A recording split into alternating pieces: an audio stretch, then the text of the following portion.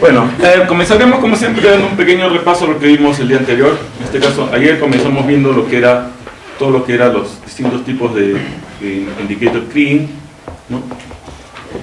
En general, como les mencioné, indicator kriging usa exactamente las mismas fórmulas para el cálculo. La única diferencia es que en vez de interpolar una variable continua, una ley interpola una variable que está transformada a un indicador. Nada más. Pero el resto del procedimiento de interpolación todo es el mismo, ¿no? Por el hecho de que se está interpolando una variable transformada, y es una transformación no lineal, ¿no? Recuerden, una transformación lineal es cuando suman, restan algo, ¿no?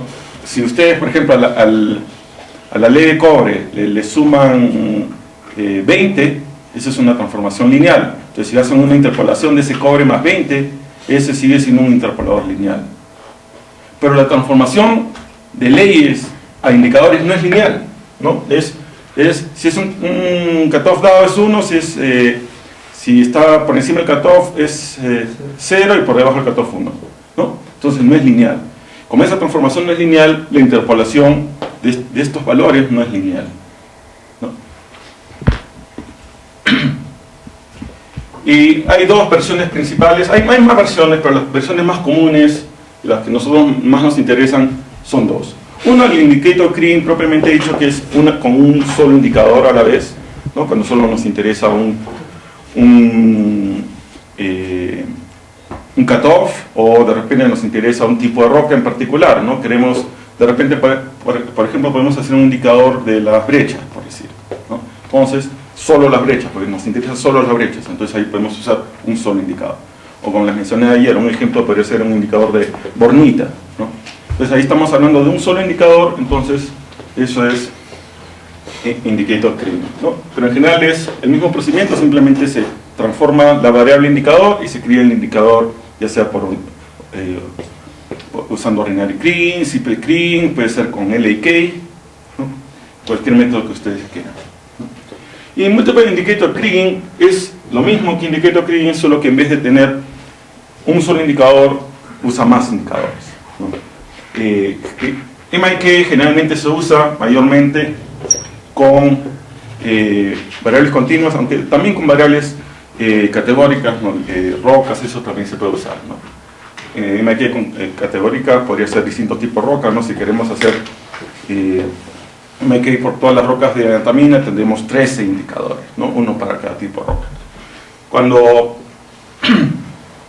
Entonces, cuando es con variables categóricas, es más fácil saber cuál es el número de variables que vamos a necesitar. Vamos a necesitar el número de variables del mismo número de categorías que tenemos, del mismo tipo de roca, mismos dominios, lo que sea. En cambio, con variables continuas, la idea es más que todo tener la idea de indicator kriging con variables continuas, es definir, ¿no? Cuando definimos un indicador, ¿no? Definimos un cutoff, y eso nos va a dar qué proporción de ese cutoff o qué proporción de muestras está por debajo de ese cutoff, ¿no? Ese es el significado de un indicador. Indicadores en general para variables continuas, ¿no? Como hemos definido unos, si es menor o igual y 0 mayor, sumamos todos los unos, corresponden a todas las muestras que son menores o iguales que ese indicador. Si sumamos todos esos unos y los dividimos entre el número total de muestras, eso nos da la proporción de unos entre el número total de muestras, la proporción de muestras por debajo del cutoff, ¿no? Ese es el significado de indicador. Cuando estamos hablando de variables categóricas, no, esta es frecuencia, esta es ley. Cuando estamos hablando de variables categóricas es parecido, el cutoff nos indica cuál es la proporción de ese tipo de roca, por hablar de un tipo de variable categórica, de ese tipo de roca en el total, ¿no? Entonces el valor que vamos a obtener de ese indicador es el promedio del indicador, es la proporción de ese tipo de roca en el total. Cuando estamos hablando de indicadores continuos, en variables continuas, un indicador específico nos indica cuál es la frecuencia, cuál es la proporción de muestras dentro del total que está por debajo o igual a ese cutoff. Como podemos hacer eso, si tenemos indicadores a cutoff sucesivos, podemos calcular, no, por ejemplo, a un menor cutoff, como el cutoff es menor, la proporción va a ser menor. No, es imposible tener más muestras a un menor cutoff que a un mayor cutoff, ¿no? Entonces, si vamos a tener a otro cutoff, un cutoff mayor, la proporción va a ser mayor. Nos da una proporción en frecuencias acumuladas, ¿no? Porque nos da todas las muestras por debajo de ese cutoff. Entonces incluye todo por debajo, es acumulado, ¿no? Entonces podemos nosotros, usando los indicadores, generar una curva, no, si tenemos más, una curva de frecuencias acumuladas, que después nosotros podemos, ¿no?, hacer nuestra curva, ¿no?, y debe llegar a 100, ¿no?, a 100 al tope. Entonces, eso en general, cuando nosotros estamos calculando nuestros indicadores para la población global, estas proporciones deben de coincidir con las proporciones que nosotros calculemos en la curva de frecuencias ley usando nuestros datos directamente. Si no, hay algo que está mal, ¿no? Si calculamos que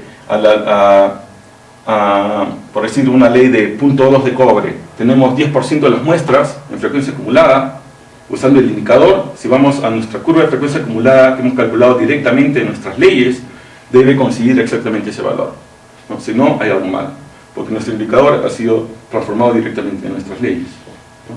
Entonces, esta curva de frecuencia acumulada que ustedes pueden generar en función de sus indicadores debe ser exactamente la misma que la que ustedes obtengan de sus leyes, ¿no? Aquí estoy hablando todavía de los indicadores de los compósitos, ¿no? Todavía no hemos criado nada, es simplemente, ustedes calculan el indicador en sus compósitos para un cutoff dado, calculan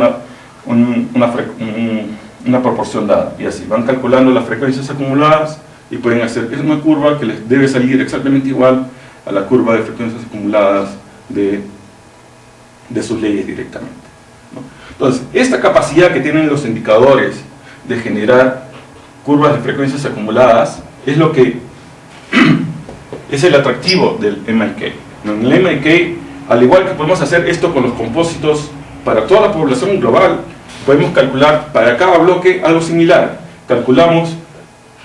Interpolamos cada uno de estos indicadores para cada bloque. Entonces, si tenemos 10 indicadores, vamos a tener que interpolar los 10 indicadores en cada bloque, van a tener 10 valores, y vamos a calcular estas proporciones en cada bloque, ¿no? Obviamente la proporción para cada bloque individual no va a ser igual a la proporción global, ¿no? Va a variar, ¿no? Algunos bloques van a tener leyes menores, entonces la curva va a ser más pegada a los valores bajos. Algunos van a tener valores más altos, entonces van a tener la curva más pegada a los valores altos, ¿no? Vamos a obtener no vamos a obtener las curvas directamente, sino vamos a obtener los valores y nosotros podemos generar la curva, al igual que aquí uniendo los puntos genera una curva, igual. En cada uno de los bloques no vamos a tener la curva, sino simplemente los puntos. Nosotros uniendo los puntos podemos generar la curva, ¿no? Entonces, uno de los atractivos del MIK es que nos permite definir proporciones, ¿no? Y proporciones que pueden variar de bloque a bloque. Como estamos trabajando con proporciones y nos interesa definir todos los cutoffs, MIK, en los cutoffs altos podemos trabajar con los datos directamente tal como son. No es sensible a outliers, al revés. No debemos usar ni capping ni outlier restriction en MIK. En MIK debemos usar los datos tal como son porque queremos definir las curvas tal como salen, ¿no? Si usamos outlier, después la curva de frecuencia no va a salir como debería ser. En general, como estoy diciendo, los resultados del criado de indicadores, ya sea un solo cutoff o múltiples cutoffs, es en términos de probabilidades, no es en términos de leyes, ¿no? Ya sea variable categórica o variable continua, siempre es en términos de probabilidades, ¿no? En variables categóricas la probabilidad de estar por debajo del cutoff. En variables categóricas, la probabilidad de que sea ese tipo de roca.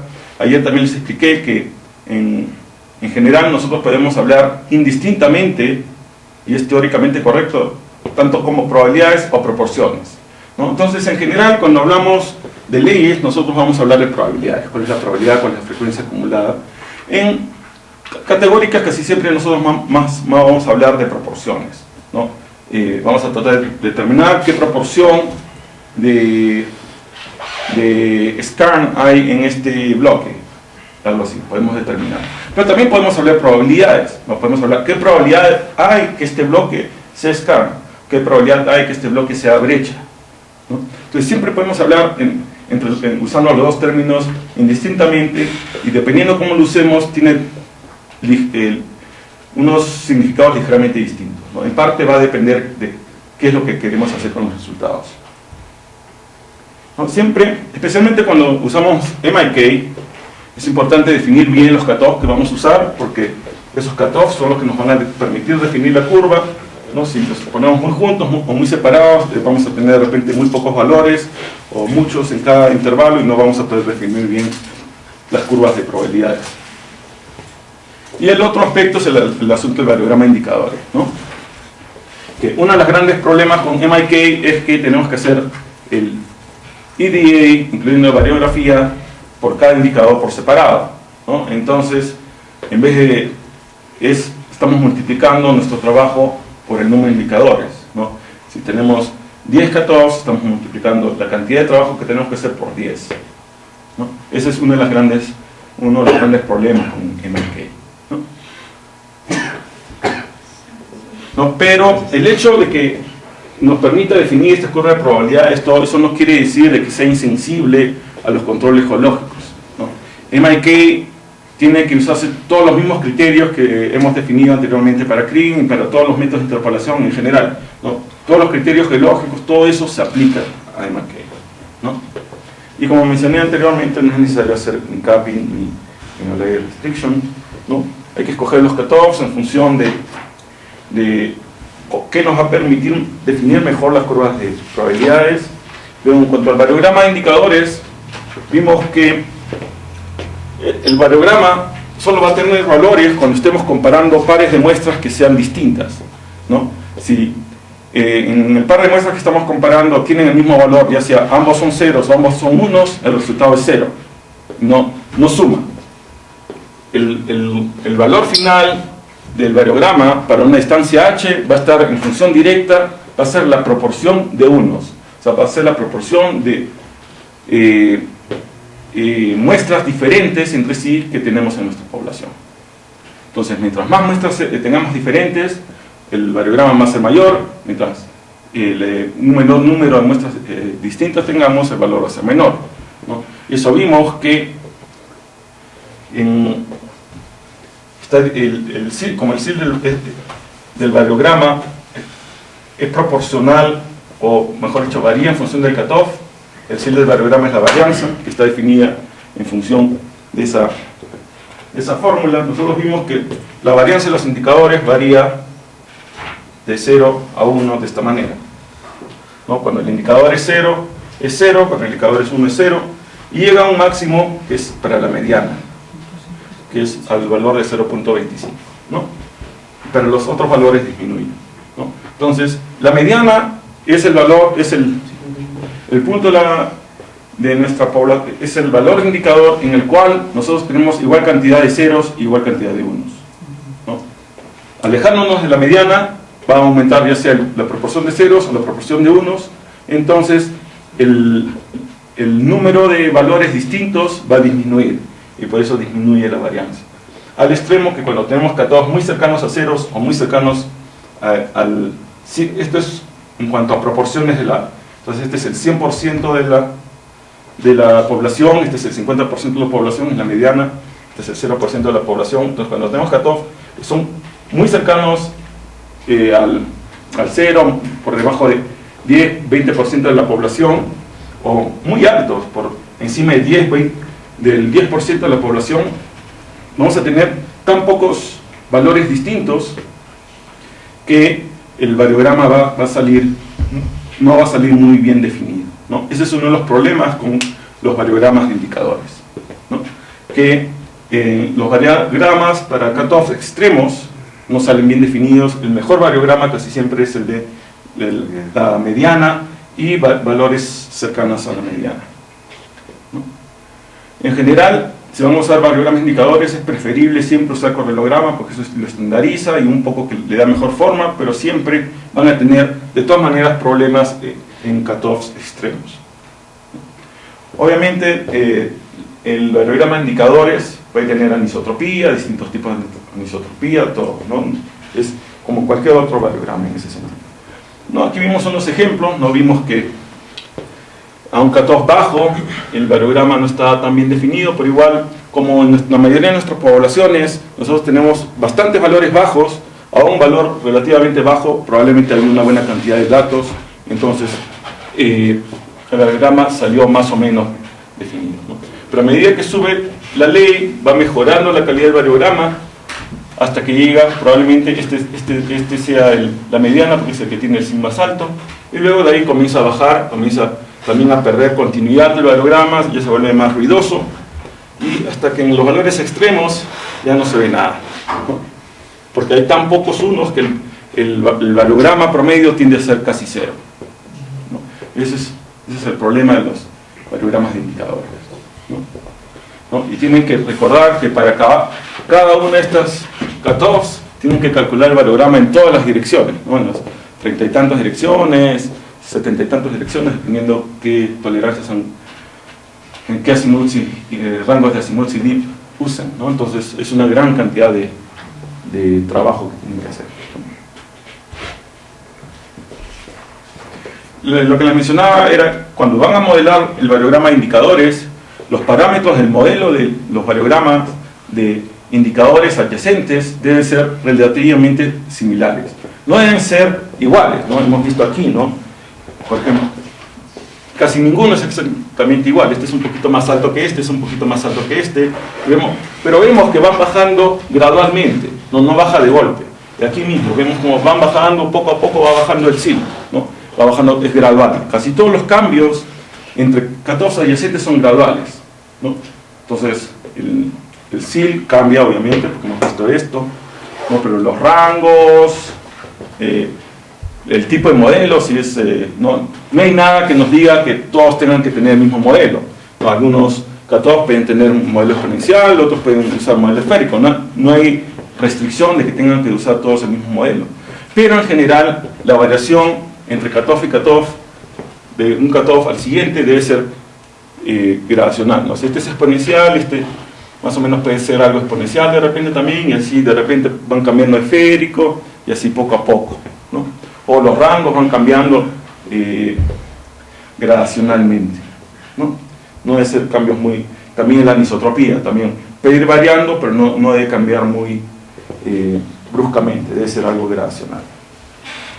En general, la estrategia de búsqueda que se usa en todos los tipos de indicator kriging, ya sea un solo indicador o indicadores múltiples, usan los mismos criterios que usamos para ordinary kriging, ¿no? Usamos un cierto número de muestras, mínimo, máximo, número de muestras por taladro, todos los mismos criterios.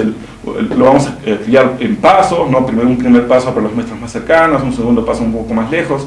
Vamos a usar en general siempre los mismos criterios que usamos para ordinary kriging o simple kriging, porque al final nosotros estamos aplicando ordinary kriging o simple kriging a nuestros indicadores, ¿no?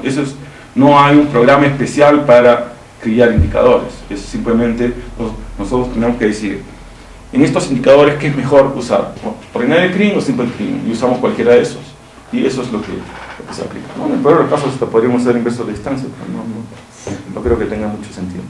Bien.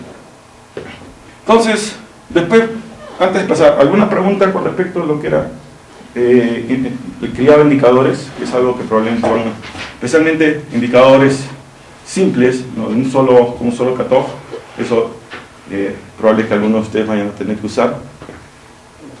¿Alguna pregunta? ¿Está todo claro?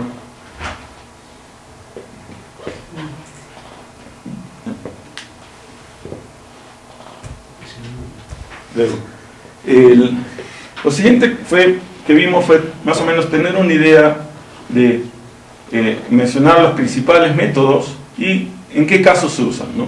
Aquí creo que no, yo no llegué a mencionar, no me acuerdo, creo que no llegué a mencionar NN, o si lo mencioné. No, creo que no llegué a mencionar. NN, en general poligonal y seccional, debemos en lo posible nunca usarlos, ¿no? A menos que uses el poligonal como una especie de NN, ¿no? Pero en general NN es más fácil de codificar. Entonces, si ya tienes tu modelo de bloques, es más fácil usar NN, ¿no? El NN en general nosotros lo usamos como una especie de lo que se llama en inglés benchmark, algo con qué comparar, ¿no? En cierta manera, la interpretación teórica del NN es simplemente, el NN no es un modelo de bloques en sí, porque el NN, como usamos una muestra por bloque, no está en soporte de bloque, está en soporte de compósito. Entonces el NN en verdad es simplemente un archivo o unos datos de compósitos que han sido declustereados, ¿no? Se les ha asignado un peso, que es en este caso el número de bloques que ha creado cada compósito. Ese es el peso para ese compósito, y se les ha aplicado un compósito que es en función de la distribución espacial de los compósitos, donde están compósitos más cercanos entre sí, ¿no? Y cada compósito va a codificar menos bloques, donde los compósitos están más lejos, el compósito va a codificar más bloques. Entonces, es básicamente el NN un archivo de compósitos declustereado, ¿no? Y nosotros lo vamos a usar para comparar, ¿no? Eso vamos a ver ahora más tarde, que vamos a usar el NN como una especie de comparación independiente para chequear los resultados de nuestra interpolación, ¿no?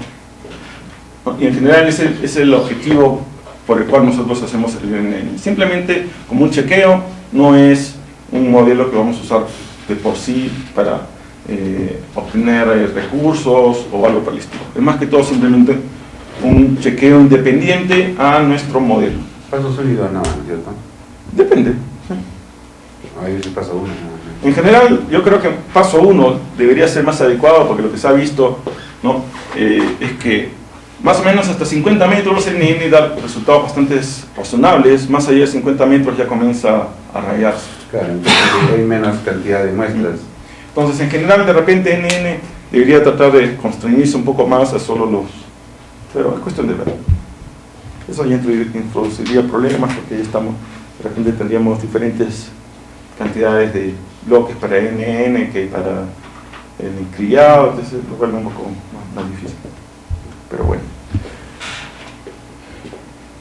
Luego, entonces, los modelos más comunes con los cuales vamos a estar trabajando, no necesariamente aquí en Altamira, pero en general, uno es el inverso de la distancia, que como les mencioné ayer, si nosotros lo calibramos bien, ¿no?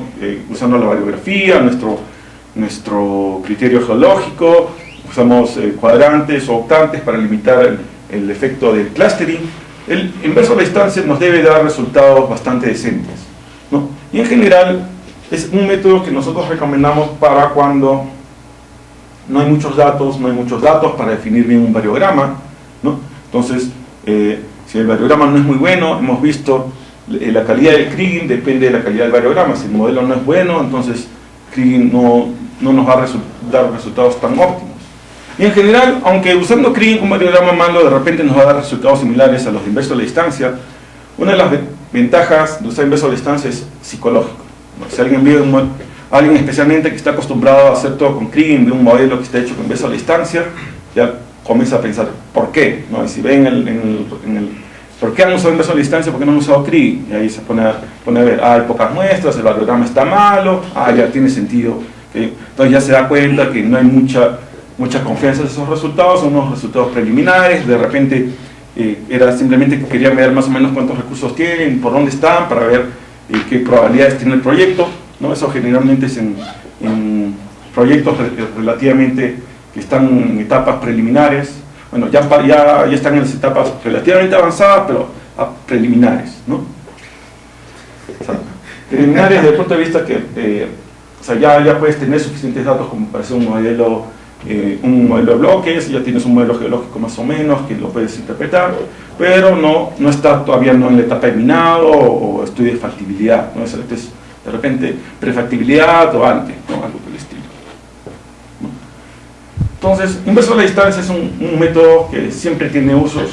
Es por eso que, por ejemplo, en MindSight está ahí codificado, ¿no? En general, si ustedes tienen idea de la anisotropía de su depósito, deben de hacer uso de ello tanto en el elipsoide de búsqueda como también usar la opción que les mencioné ayer, que es la de usar la distancia anisotrópica, ¿no? Eso les va a ayudar a obtener una mejor anisotropía, algo que es la única manera de hacerlo en inverso a la distancia. En cambio, en Kriging, el variograma nos ayuda a tomar control de eso. En Simple Kriging, en general, tiene dos usos principales.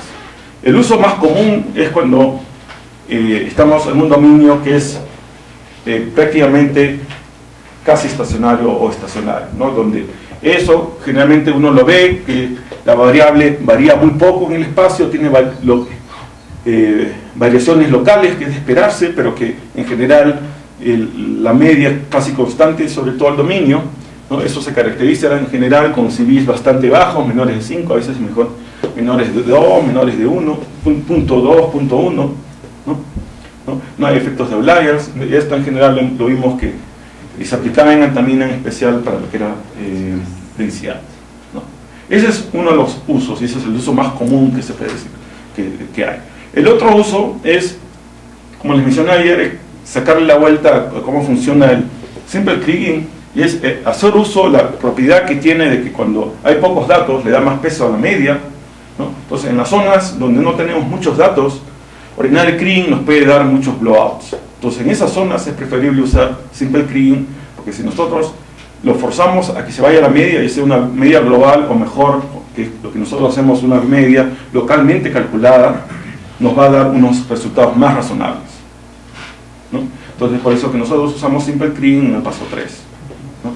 Para evitar que datos aislados altos nos disparen, no nos creen áreas altas de datos que no tienen mayor soporte, ¿no?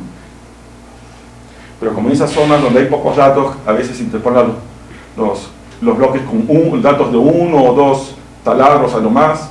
Entonces, un solo dato alto va a influenciar bastante los resultados finales del Kriging. Ordinary Kriging es nuestro método preferido, en general, ¿no? Lo vamos a usar siempre. En general, cuando el CV es menor que 1, no hay mayor problema. El CV hasta 1.5 lo podemos manejar sin mayores problemas usando capping o outlier restriction, ¿no? Lo bueno de Ordinary Kriging es que asume solo estacionalidad local, que es lo que normalmente ocurre, ¿no? El problema con Simple Kriging, que asume una estacionalidad global que raramente ocurre en el ambiente geológico. Entonces, Ordinary Kriging está más adecuado a lo que normalmente ocurre en los dominios con los cuales nosotros trabajamos, y entonces es el más adecuado de que nosotros usamos.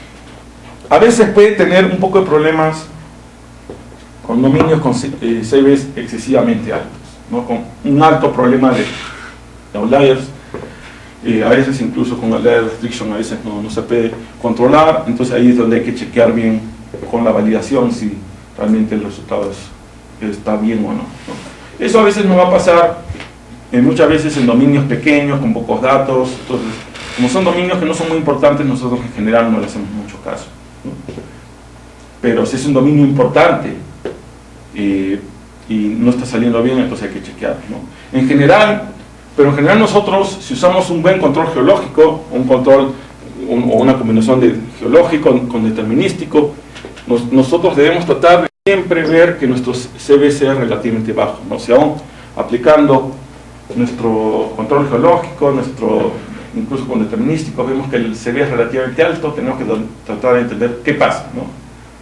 ¿Por qué está así y qué problemas nos puede causar, ¿no? Por ejemplo, en zinc, bismuto, es muy común que los dominios bajos tengan CVs relativamente altos. Pero eso es porque hay muestras altas relativamente aisladas dispersas en el bajo. Y eso se controla fácilmente con el outlier restriction. Entonces, en esos casos no es mayor problema. El outlier restriction va a hacer que ¿cómo se llama?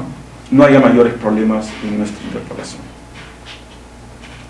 Solo si vemos que aún en un dominio que es más o menos importante, que debería estar bien definido, nos ha salido un CV demasiado alto, entonces tenemos que ver si es que de repente hemos usado el criterio geológico apropiado, hemos subdividido como deberíamos subdividir, ¿no? Entonces siempre eso es algo que debemos chequear en el EDA, ¿no? No debemos llegar hasta acá para recién darnos cuenta de eso, ¿no? Para eso hacemos el EDA es un poco para confirmar cómo hemos subdividido nuestra población, ¿no? Y una de las cosas que debemos chequear siempre es el CV.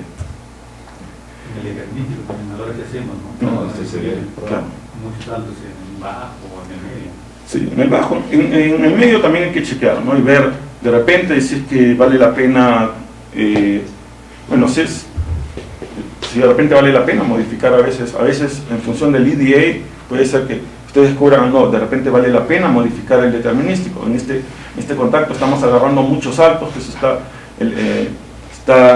disparando el CD, de repente podemos mover el contacto un poco más acá, ¿no? Entonces, siempre todo es un proceso iterativo, no esperen a que ya está el modelo determinístico, el modelo determinístico ya no se toca. No, ustedes durante el EDA descubren que hay razones válidas que justifiquen modificar el determinístico, hay que hacerlo. No, el determinístico se hace con objetivo, interpolar bien. No es que ya se hizo el determinístico y ya no se toca. No, tiene un objetivo, ¿no?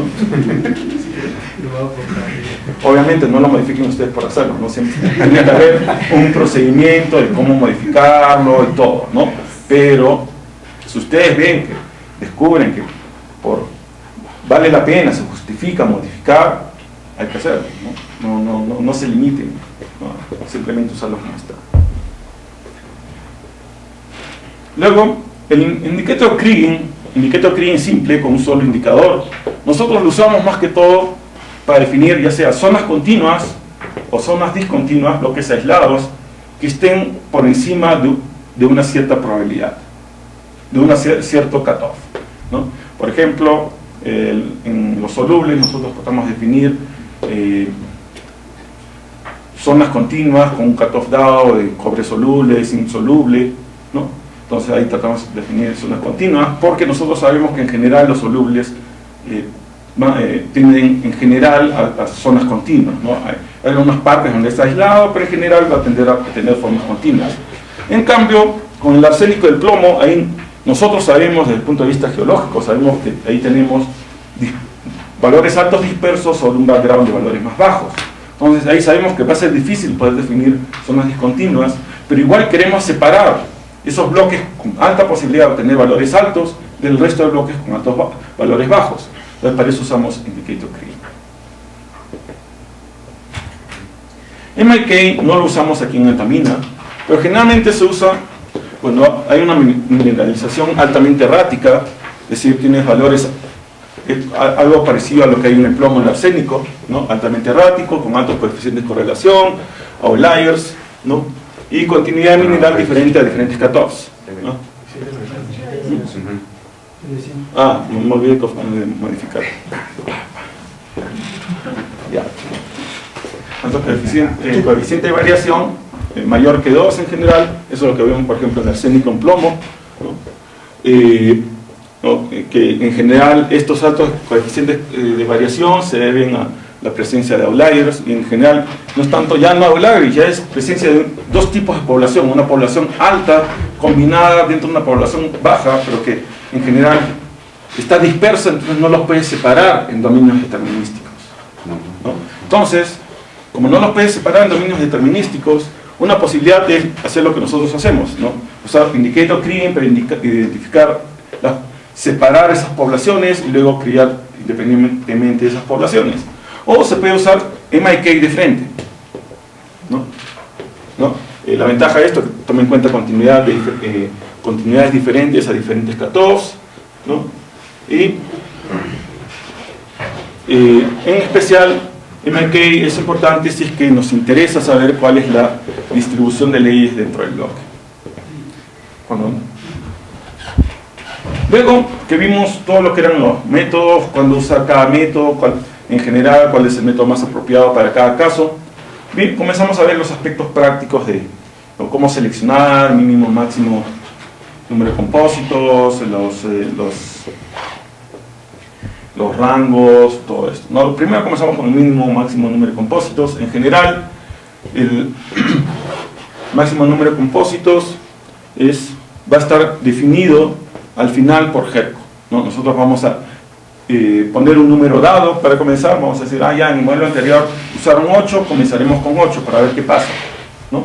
Interpolas, haces el GERCO, ves, si estás, comparas y ahí te dice, no, voy a necesitar un número mayor de compósitos, un número menor, lo modificas, vuelves a correr, vuelves a hacer la validación, ahora viste, no, lo subí mucho, lo bajé mucho, lo modifico así unas 5 veces, ya, salió bien, mínimo, ¿no? Entonces, en general, el máximo va a estar definido por la validación, ¿no?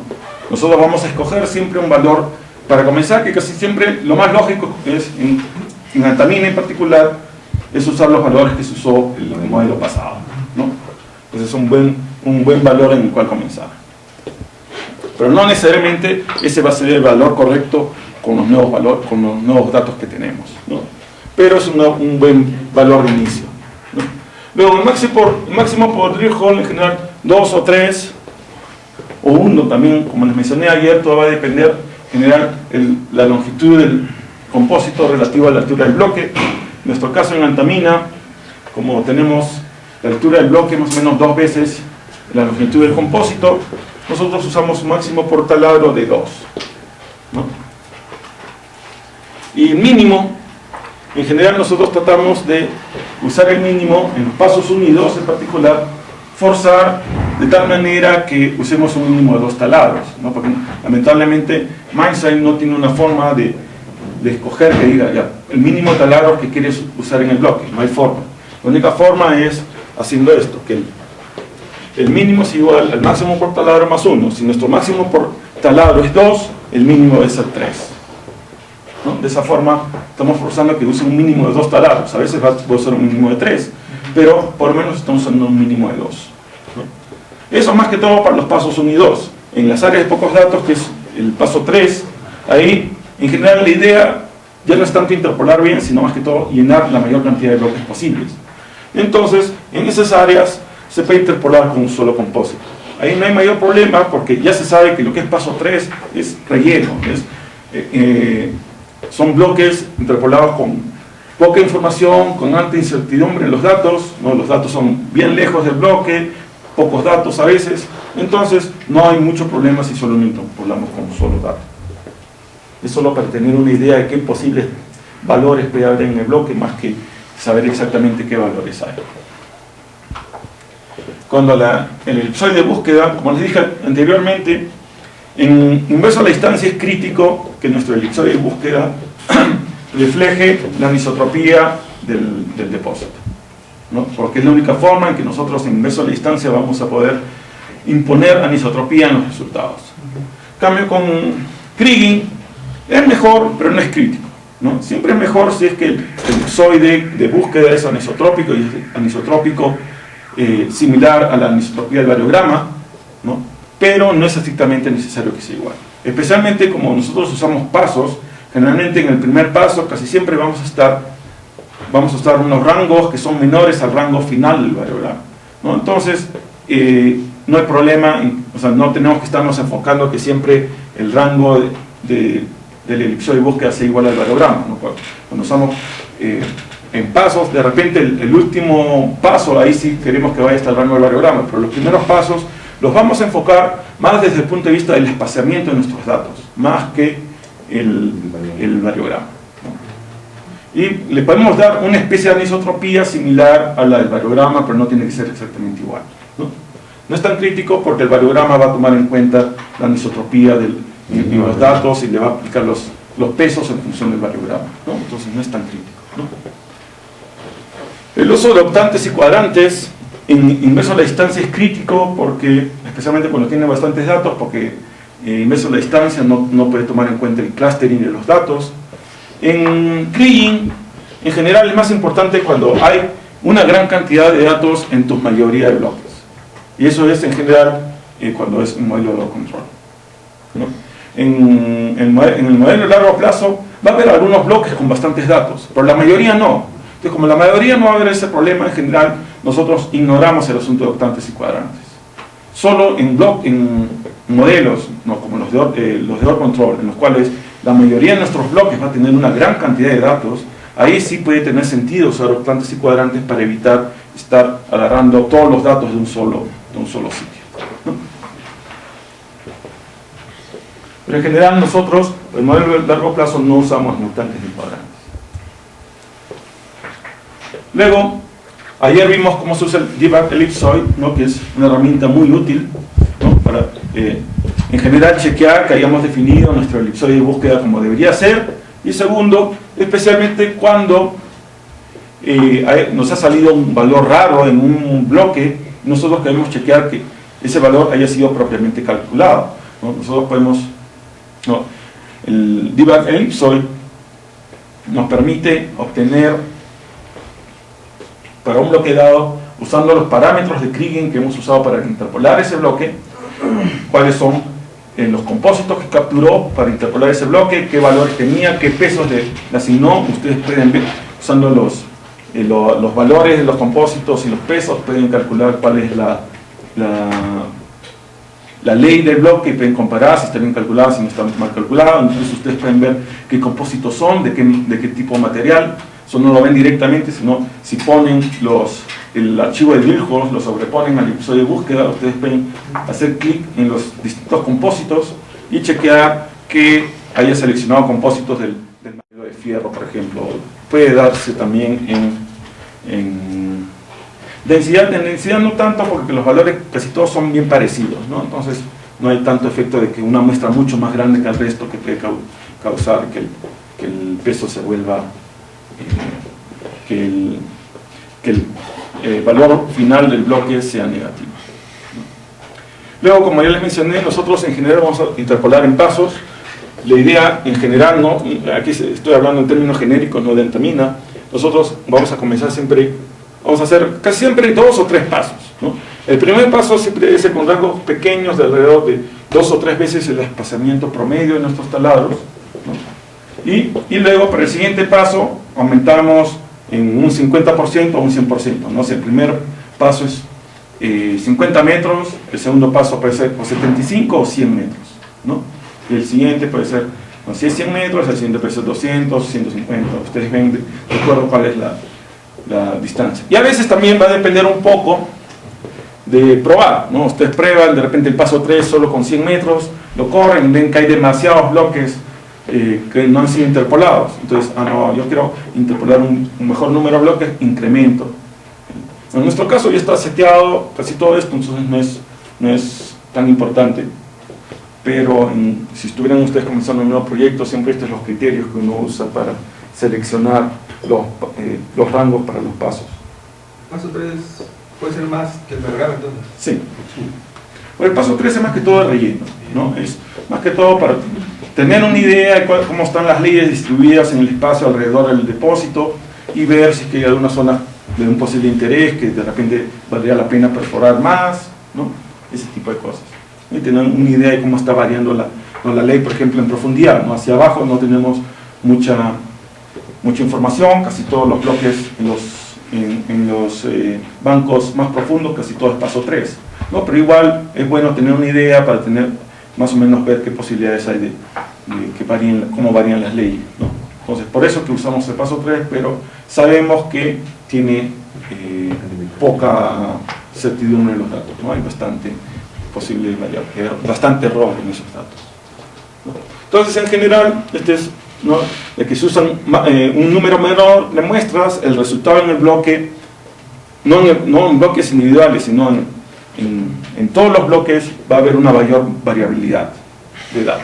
Entonces, si usamos más muestras, vamos a causar lo que se llama smoothing, ¿no? La mayoría de los bloques, especialmente bloques adyacentes, van a tener leyes muy parecidas y se suavizado, ¿no? Pero si usamos menos muestras, la precisión baja, ¿no? Entonces, en general, a nosotros eso no nos concierne mucho, porque nosotros, para largo plazo, no estamos interesados en los valores de bloques individuales, nos interesa el modelo en un conjunto, ¿no? Entonces, nos interesa más obtener bien la variabilidad para que cuando se hace el planeamiento a largo plazo hay una variabilidad que sea más o menos representativa de la variabilidad que después se va a encontrar, Entonces, nos importa más esto que la precisión. O sea que tenemos que aumentar nuestro número de muestras. No, disminuir. Si disminuye el número de muestras, aumenta la variabilidad y disminuye la precisión. A menor muestras, más variabilidad, menos precisión. A más muestras, menos variabilidad, más smoothing, más... Eso es lo que queda. Y no, a nosotros nos interesa la variedad, más variabilidad. A nosotros no nos interesa mucho el smoothing. Por eso que usamos pocas muestras, usamos 6 o 8 como máximo en la mayoría de los casos, ¿no?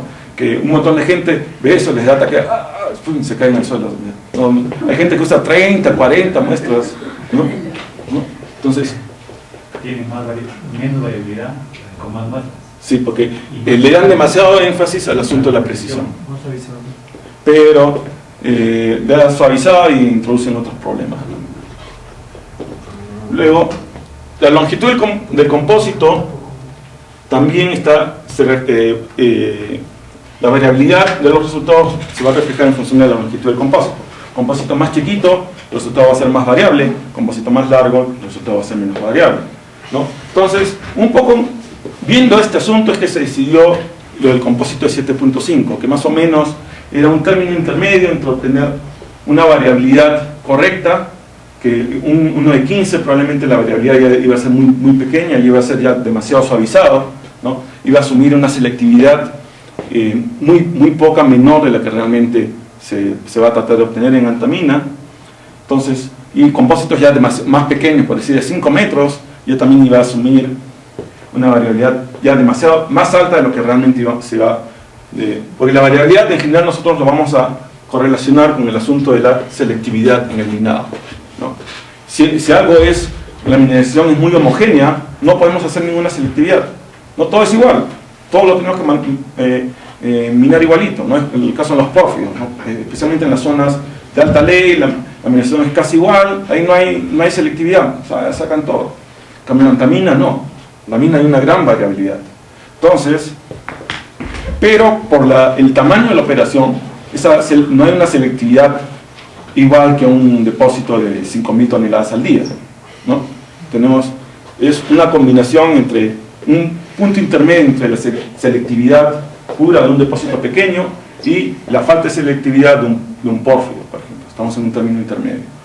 Por eso que se está usando unos compósitos que son un término intermedio también. Cuando se hizo había primero, antes, bloques de 20, ¿no? El año pasado se hizo por 10. Ese es en horizontal, 20 por 20. Aquí me estoy refiriendo al...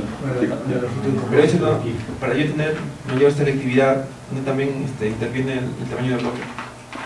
El tamaño del bloque, como lo mencioné anteriormente, está definido por ingeniería. Ingeniería es el que va a definir al final qué nivel de selectividad vamos a tener. Y el nivel de selectividad va a estar definido por el equipo que usas. No, si usas una pala grande como la que se usa en antamina, no puedes tener una gran selectividad. Pero tú puedes controlar parcialmente esa selectividad. Es lo que se hace en antamina, ¿no? Con todas las banderitas y toda la nota, ¿no? Tratamos de controlar de que la selectividad más o menos se mantenga, ¿no? Porque hay grandes contrastes de ley, ¿no? Especialmente, por ejemplo, en el contacto del scan con la caliza, ¿no? Tratamos de que se agarre la menor cantidad de caliza posible. Siempre va a agarrar algo de caliza, es imposible con las palas que usamos, ¿no? Pero tratamos de minimizar eso, tratamos de ser lo más selectivos posibles, ¿no? En cambio, en zonas donde la ley es gradacional, que estás pasando de punto 5, punto 45, así, ya que agarres un poquito más, un poquito menos, no le hace, y ahí son menos selectivos, ¿no? Entonces, es por eso, antamina es un depósito en donde la selectividad es más o menos alta para el tamaño del depósito. Hay depósitos del tamaño de antamina donde la selectividad es mucho más baja, no se están preocupando tanto en el asunto de los contactos, de esas cosas, ¿no?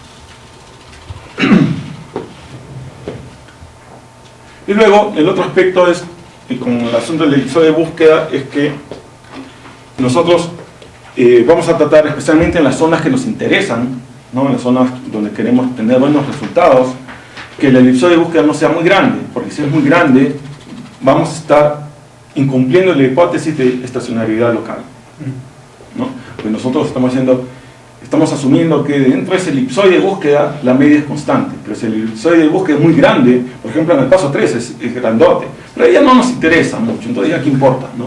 ¿no? Porque es de 300 por 300, 600 metros, es el elipsoide. Si te pones a ver el elipsoide ahí, es lo bueno del deep elipsoide, ¿no? Ahí ves realmente el tamaño del elipsoide que estás usando y te das cuenta. Claro, es más real. Claro, ¿no? Entonces, te das cuenta, es casi imposible en Antamina que en un elipsoide de ese tamaño haya estacionalidad local. Pero para el paso 3 nos interesa mucho, ¿no? Pero los pasos 1 y 2 queremos que el elipsoide no sea excesivamente grande, porque si no, ya estamos incumpliendo la hipótesis de estacionalidad local. Luego vimos el asunto de la discretización. En general, en resumen, es que nosotros necesitamos un número mínimo para bloques en 3 dimensiones, un número mínimo de alrededor de 30 puntos. En Antamina nosotros para eso usamos 4x4x2. ¿No?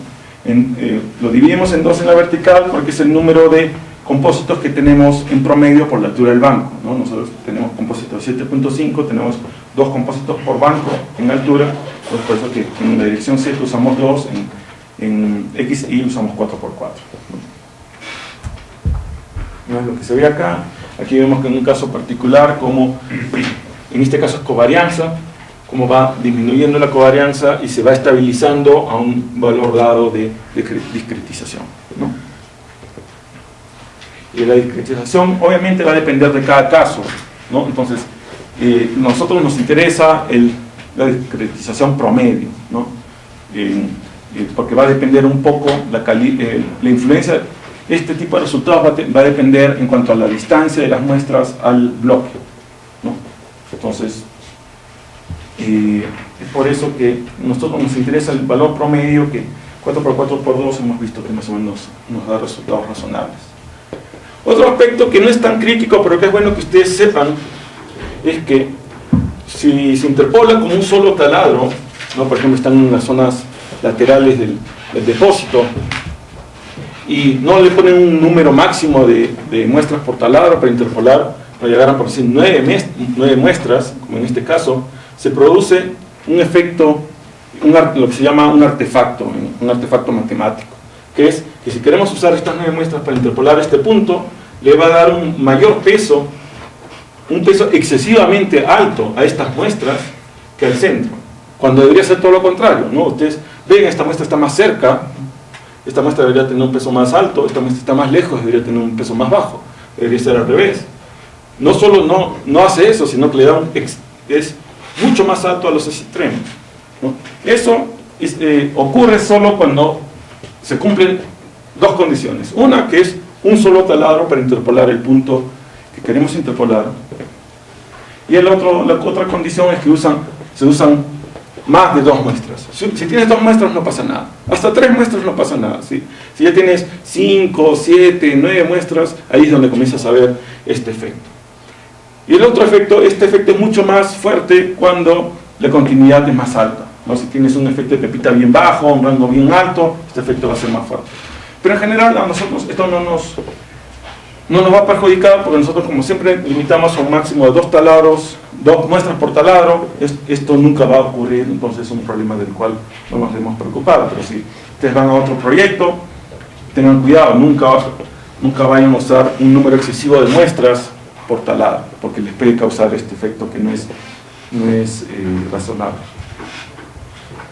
Luego, en cuanto al tamaño del bloque, ¿no?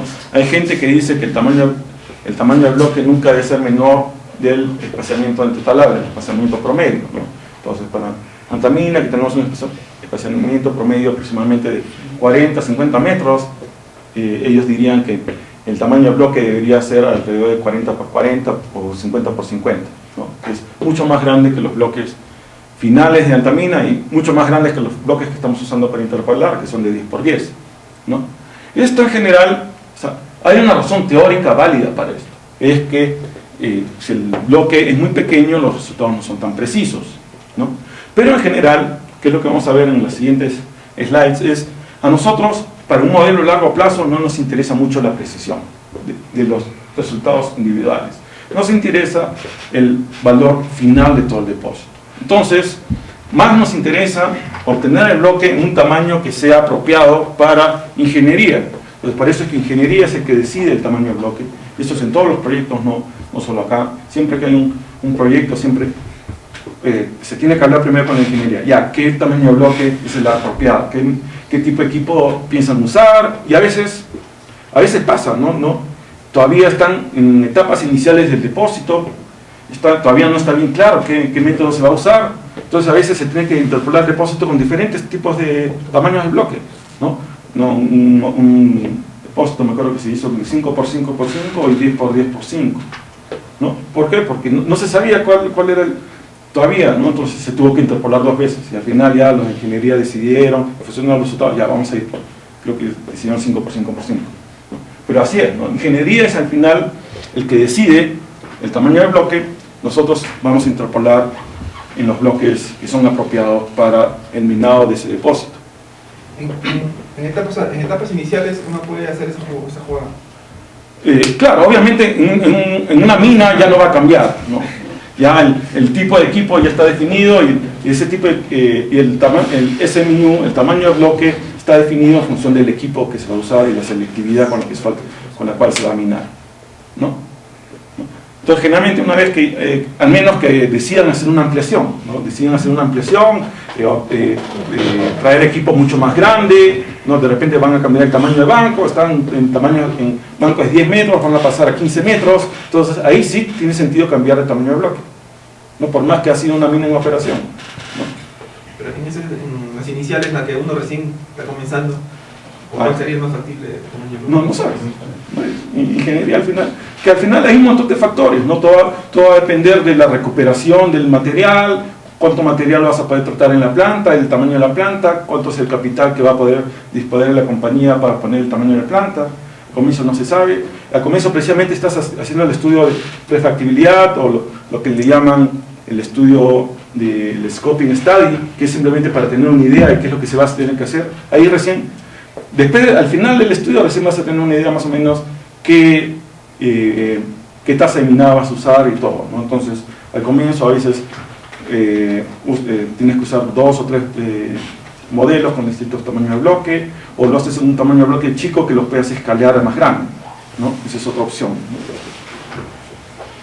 Entonces, pero en minas como Antamina, que en general están ya bastante definidos, es muy poco probable que vaya a cambiar. En general, nosotros asumimos que ese tamaño de bloque es de ese tamaño, entonces vamos a tratar de obtener los mejores resultados para ese tamaño de bloque, ¿no?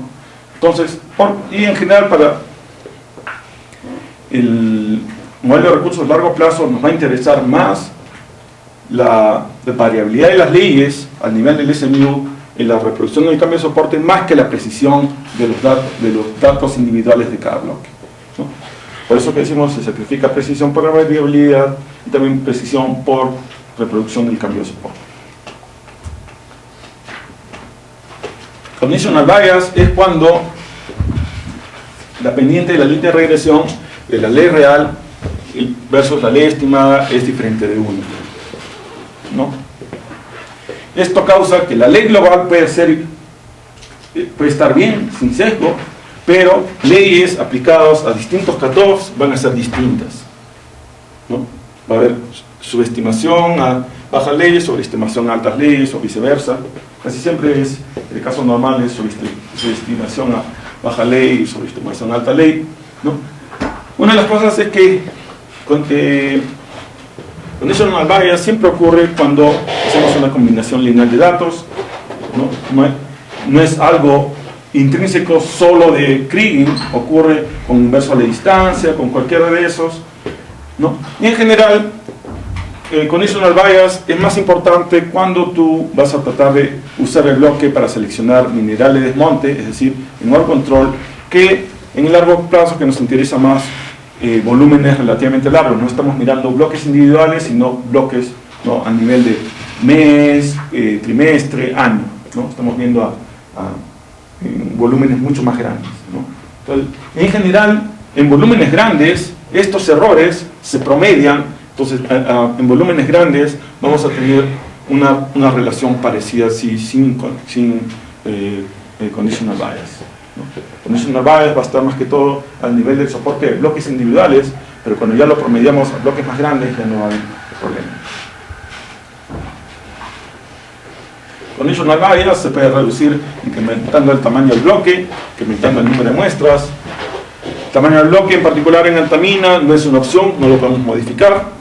Incluso lo estamos achicando, porque entonces, peor. Incrementando el número de muestras tampoco, no nos conviene, porque eso va a incrementar el smoothing y puede incluso hasta causar si usamos un número de muestras excesivo, puede causar incluso un sesgo global, ¿no? Puede causar que la ley sea o demasiado alta o demasiado baja global, que eso sí no queremos que suceda. Entonces, en general, el criterio que nosotros usamos es que en largo plazo damos prioridad a reproducir las curvas de ley tonelaje correctamente, sacrificando un poco el conditional bias. ¿Por qué? Porque no es tan crítico a nivel de largo plazo valores individuales de los bloques. En cambio, en corto plazo, en OR control, ahí sí es crítico que los valores individuales de los bloques sean correctos y precisos. Ahí sí vamos a tratar de minimizar el conditional bias. Y eso lo vamos a ver un poco más tarde hoy día, qué herramientas tenemos para verificar eso y cómo hacer para corregirlo. Luego vimos que hay ciertas críticas que se hacen al kriging, ¿no? Uno que es muy suavizado, pero la suavización es implícita a todo método de interpolación lineal, no es algo intrínseco de kriging, ¿no? Y eso es algo que nosotros vamos a poder controlar en la validación.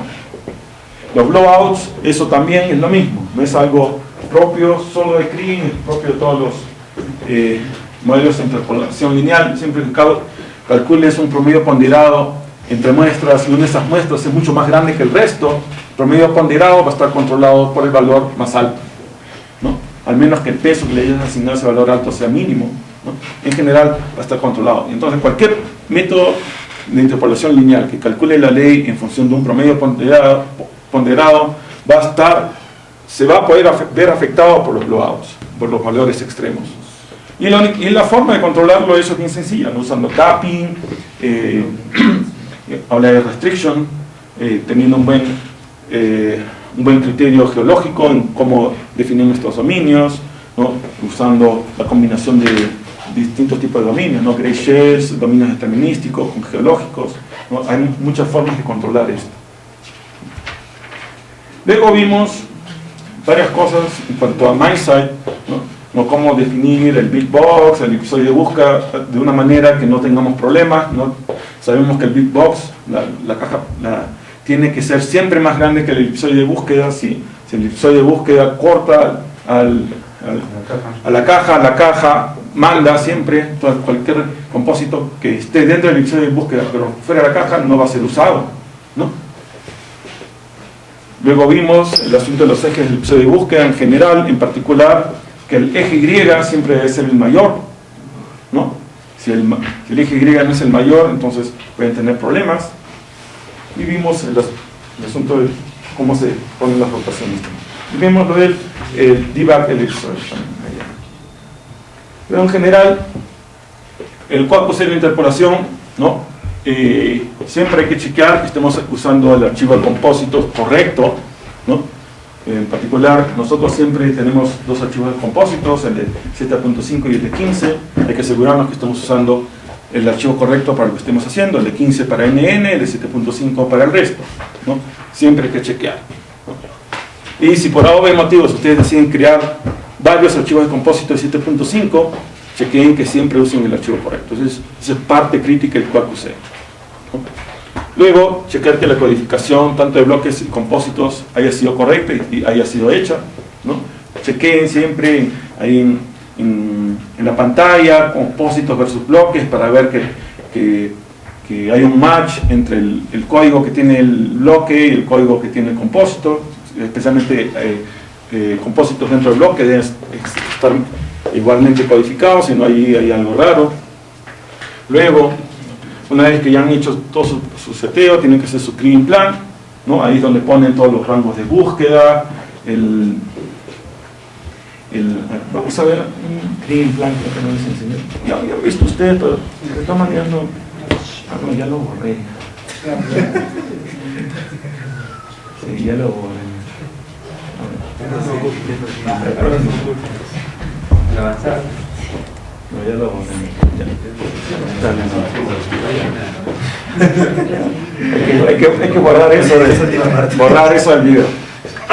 No, en Clean Plan tiene que checar que esté correcto, que el variograma sea correcto, que el variograma corresponda al dominio adecuado, ¿no? Que cada dominio esté bien definido, que el Clean Plan incluya todos los dominios, que no se les haya pasado algún dominio, que estén dejando un dominio sin interpolar, ¿no? Clean Plan es crítico que esté bien hecho, ¿no? Porque una vez que ustedes hacen su Clean Plan, después van a usar ese Clean Plan para setear directamente eso en Mindset, ¿no? Ya sea poniéndolo en Mindset o creando ese archivito pero entonces cualquier error en el Clean Plan se va a pasar hacia su interpolación, ¿no? Entonces es crítico que el Clean Plan esté bien chequeado, ¿no? Entonces incluso independientemente de la validación del QAQC oficial, ustedes, aparte de checarlo ustedes mismos, es siempre bueno decirle a un compañero que esté trabajando por ahí, oye, por favor, una chequeadita. No, y a él te lo chequee, después ya tú le chequeas a él, ¿no? Pero no esperar hasta que venga el chequeo oficial, que de repente ya lo hacen cuando ya estás en la validación, ¿no? Y a veces pasa, ¿no? Encuentran errores y tienes que volver a interpolar, porque errores se cometen, ¿no? Eso es lo que siempre hay que tener en cuenta, y por eso hacemos el QAQC, no es para fregar, ¿no? Se hace porque se cometen errores, ¿no? Y la idea es encontrar esos errores lo antes posible. No esperar a que ya tenemos el reporte final para recién darnos cuenta que había algo mal en el seteo del IDA y tenemos que hacer todo de nuevo. Luego, una vez que se hace el Clean Plan, también el seteo de la interpolación, asegurarnos que el seteo ahí capture correctamente todo lo que se puso en el Clean Plan. Y luego, después de correr, chequear en los Mindset Reports, ¿no? Mindset cuando corres genera dos reportes, un run file y un report file. Chequear especialmente en el report file de que todo haya corrido correctamente, especialmente si corres con un batch file, ¿no? Cuando corres un batch file casi no ves los resultados individuales, ¿no? Si había un error no lo vas a ver. Para detectar que hubo un error tienes que abrir los report files individuales y ver, ¿no? Si lo ejecutó bien, al final dice ejecución completada o algo por el estilo. No, ya, bien. Pero si hay un error, ya hay errores, ¿no? Entonces, siempre después de interpolar, especialmente si interpolan usando esos batch files que creábamos con Python el año pasado, chequeen los report files para verificar de que no haya habido ningún problema en ninguno de las interpolaciones. Entonces, eso es todo lo que vimos ayer. Entonces, vamos a pasar ahora. Ya hemos visto todo lo que es EDA, variografía, interpolación. Ahora vamos a ver el último paso, que es la validación.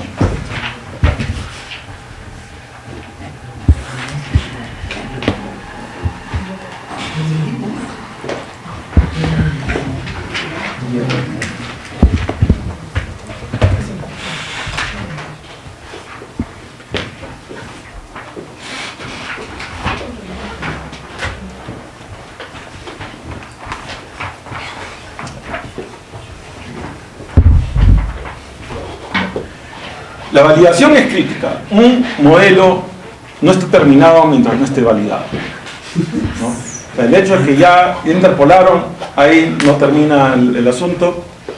Como vamos a ver, la validación, la interpolación son procesos iterativos. Muchas veces, al momento de hacer la validación, van a identificar cosas que no van a ver, tengo que modificar esto, si hago esto va a salir mejor. No necesariamente errores, pero cosas en las cuales pueden hacer mejor el modelo, ¿no? Entonces, la validación les va a permitir identificar posibles modificaciones y en general, algunas de esas modificaciones de repente son tan mínimas que ustedes pueden decir simplemente, ya, vamos a poner esto en el reporte para futuros modelos, mejor hacer esto. Si no es crítico, eso es válido. Pero, si es algo crítico, algo que es necesario hacer, ¿no? Ya sea porque es un error, no descubrieron que le está saliendo un sesgo global en las leyes, ¿no?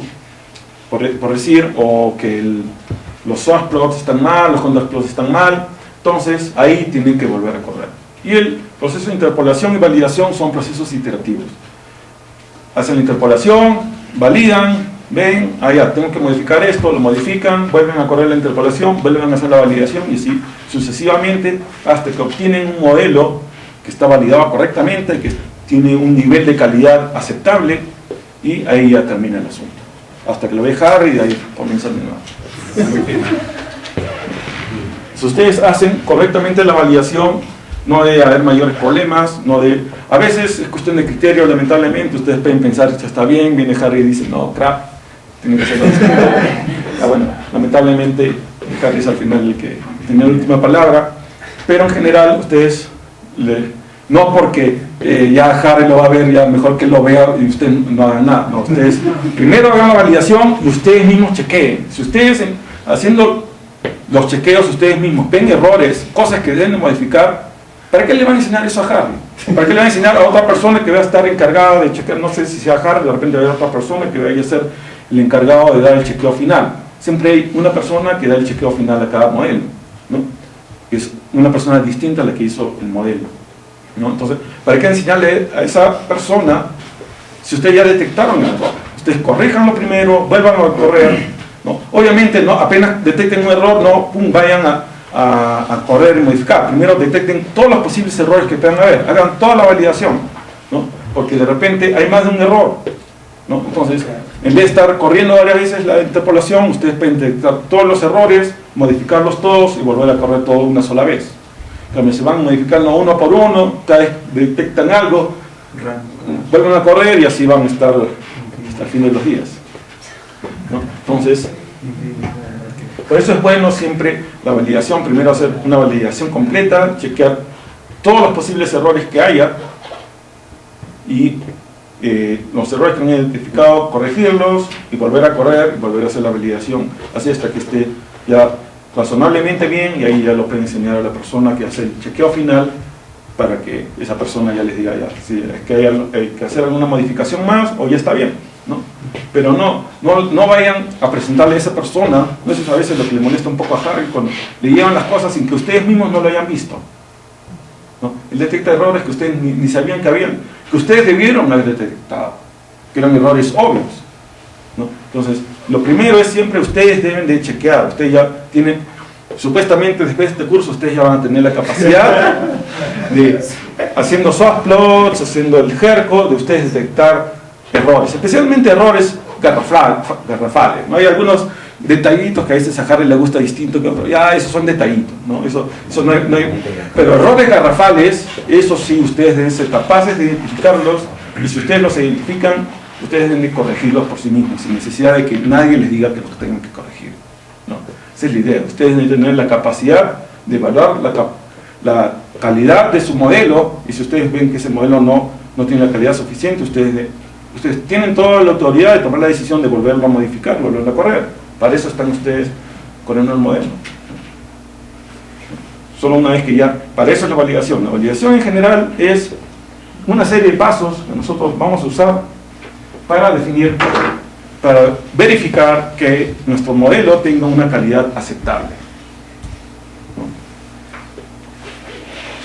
Una definición, esto estuve buscando, es la única definición que encontré por ahí, de ¿qué es validación? ¿Cuál es la definición teórica de validación? ¿No? En general se considera que un modelo es validado si es que no tiene errores detectables y es internamente consistente, ¿no? En general, gran parte de la validación nos vamos a enfocar al primer punto, que no tiene errores detectables, ¿no? Y eso lo vamos a hacer en general en comparación a un modelo independiente, y ahí es donde entra el asunto del NN, ¿no? El NN nos va a servir como lo que se llama en inglés un benchmark para comparar, ¿no? Las estadísticas globales de NN deben ser similares a las estadísticas globales del modelo interpolado, las estadísticas locales, no de bloques individuales, pero sí de bloques relativamente grandes, lo que se hace en el softplot, también deben ser iguales, solo ya bloques pequeños, ahí sí puede haber gran diferencia por el asunto de la diferencia en la interpolación, pero en general esa es la validación. Nosotros lo vamos a hacer en función de comparación con un modelo independiente. Una de las cosas que quiero enfatizar: la validación no es un saludo a la bandera, no se hace simplemente por hacer, tiene un objetivo muy definido, es verificar la calidad de nuestro modelo, es crítico, ¿no? Si no hacemos una buena validación, nuestro modelo puede ser malo, porque no hay forma independiente a priori de definir cuáles son el número correcto de muestras para usar para interpolación, los rangos de búsqueda. No hay forma a priori. La única forma es con la validación. La validación es lo único que nos va a definir si especialmente los criterios que hemos usado en el seteo del CRIEN son correctos o no. O también, por ejemplo, el SFH. Bueno, nosotros estamos asumiendo, yo creo que aquí va a ser un contacto suave, pero la verdadera respuesta que nos va a dar si es que realmente debió ser suave o no es la validación. La validación nos va a decir, ese contacto está bien. Asumiste suave y salió suave, muy bien, perfecto. Pero a veces asumes duro y no debía haber sido duro, debía haber sido firme, o viceversa. Asumiste firme, debía haber sido duro. ¿No? La validación es lo que nos va a decir, realmente así debe ser. No hay forma a priori. A veces es obvio, aquí debe ser suave. Lo haces y nada que ver, ¿no? Ya tienes que modificar. Porque así es, así pasa, ¿no? Entonces la validación es muy importante, ¿no? Y es un proceso iterativo, ¿no? Haces la validación, si es que hay algún error, lo modificas, vuelves a correr, de nuevo tienes que hacer toda la validación y así sucesivamente.